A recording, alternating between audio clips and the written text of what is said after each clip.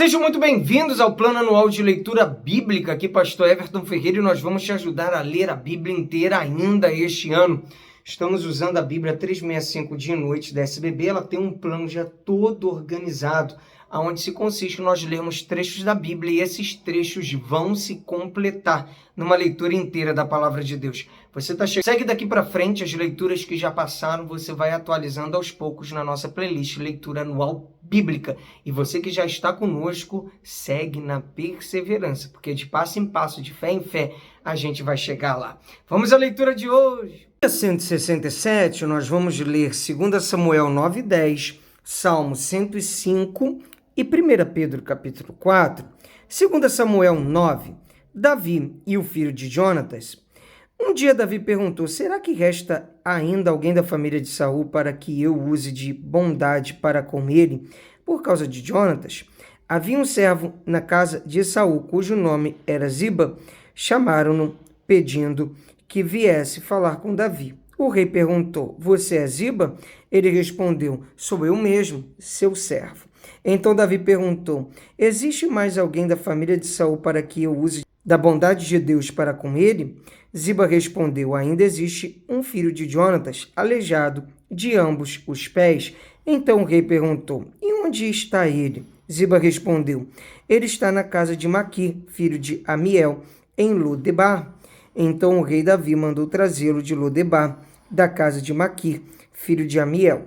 Quando Mefibosete, filho de Jonatas, filho de Saul, chegou diante de Davi, inclinando-se, prostrando-se com o rosto em terra, Davi disse: Mefibosete? Ele respondeu: aqui estou, às suas ordens. Então Davi lhe disse: não tenha medo, porque serei bondoso com você por causa de Jonatas, seu pai.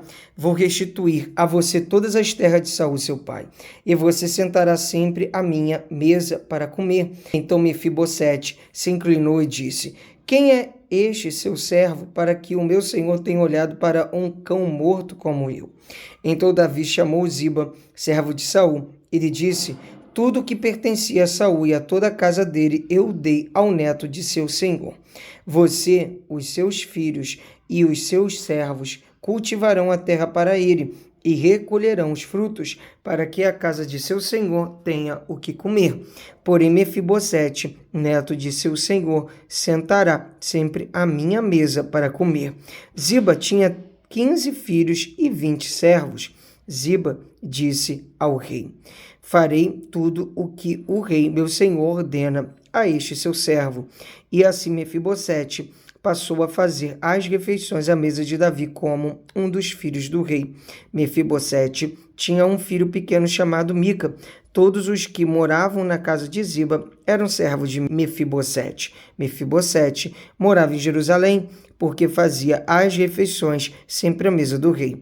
Ele era coxo de ambos os pés. Davi derrota os amonitas e os sírios.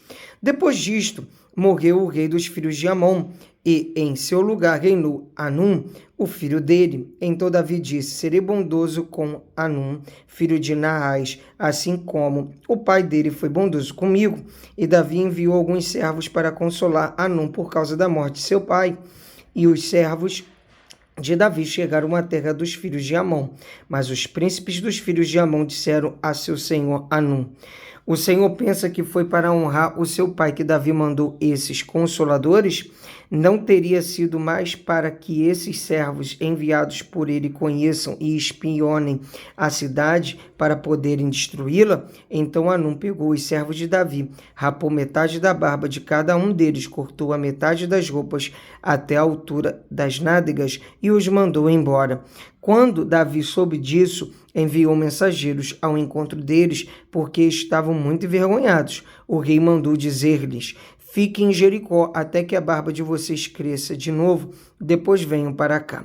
Quando viram que haviam despertado o ódio de Davi, os filhos de Amon mandaram mensageiros e contrataram 20.000 soldados dos sírios de Bet-Reob e dos sírios de Zobá, 1.000 soldados do rei de Maaca e 12.000 de Tobi.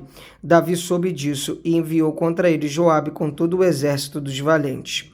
Os filhos de Amon saíram e se prepararam para a batalha à entrada do portão da cidade, e os sírios de Zobá e Reobe, e os homens de Tobi e Maaca estavam à parte no campo. Quando Joabe viu que a batalha estava preparada contra ele, tanto pela frente como pela retaguarda, escolheu os melhores soldados de Israel e os formou em linha contra os sírios. O resto do exército ele entregou a Abissai, seu irmão, o qual o formou em linha contra os filhos de Amon.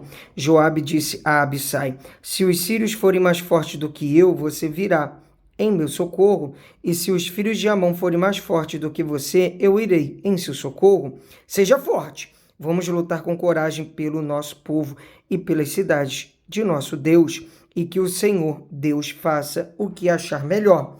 Então Joabe avançou com o povo que estava com ele e travaram batalha contra os sírios que fugiram diante dele. Quando os filhos de Amon viram que os sírios fugiam, também eles fugiram de Abissai e entraram na cidade. Então Joabe parou de lutar contra os filhos de Amon e voltou para Jerusalém. Quando os sírios viram que tinham sido derrotados por Israel, tornaram a reunir as suas tropas.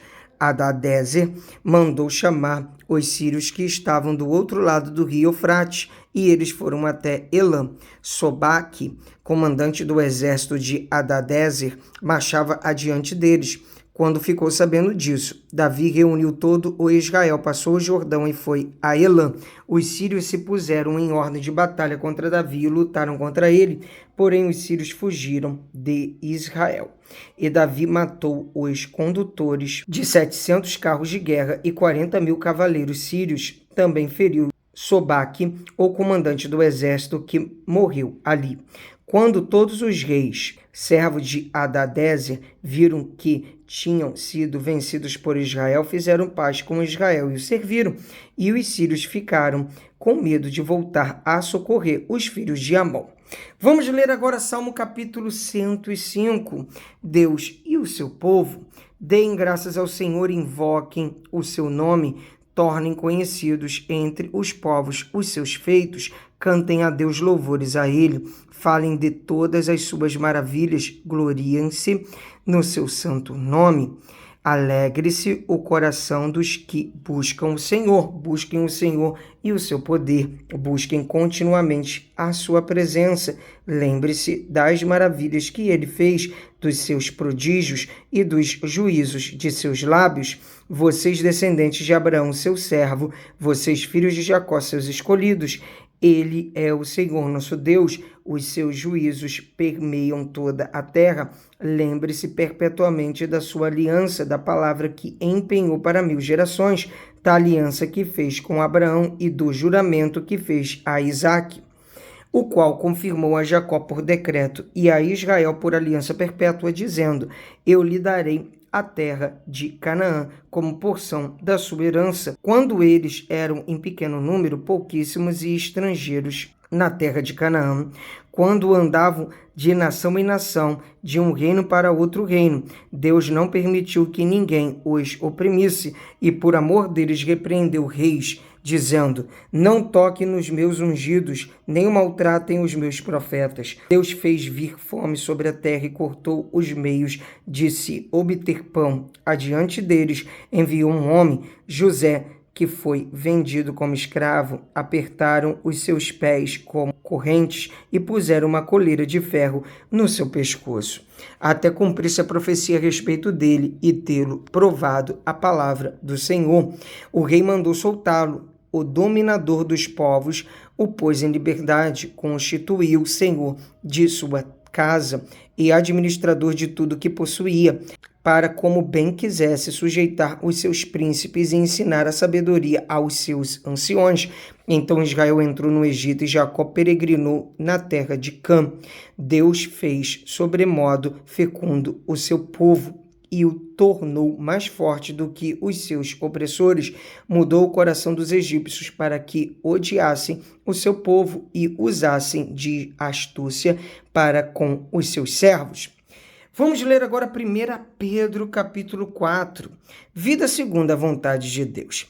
Ora, tendo Cristo sofrido na carne, estejam também vocês armados do mesmo pensamento, pois aquele que sofreu na carne rompeu com o pecado, para que, no tempo que lhes resta na carne, vocês não vivam mais de acordo com as paixões humanas, mas segundo a vontade de Deus.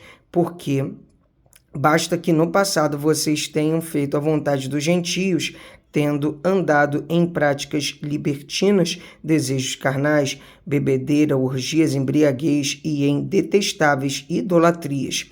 Por isso, falando mal de vocês, estranham que vocês não se juntam com eles no mesmo excesso de devassidão, eles que não terão de prestar contas àquele que é competente para julgar vivos e mortos, pois para este fim o evangelho foi pregado também a mortos, para que, mesmo julgados na carne segundo os homens, vivam em espírito segundo Deus.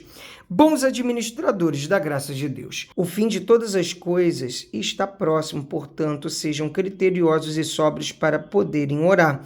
Acima de tudo, porém, tenham muito amor uns para com os outros, porque o amor cobre a multidão de pecados. Sejam mutualmente hospitaleiros, sem murmuração. Sirvam uns aos outros, cada um conforme o dom que recebeu, como encarregados de administrar bem a multiforme graça de Deus. Se alguém fala, fale de acordo com os oráculos de Deus. Se alguém serve, faça-o na força que Deus lhe dá, para que em todas as coisas Deus seja glorificado por meio de Jesus Cristo, a quem pertence a glória e o domínio para todo sempre. Amém?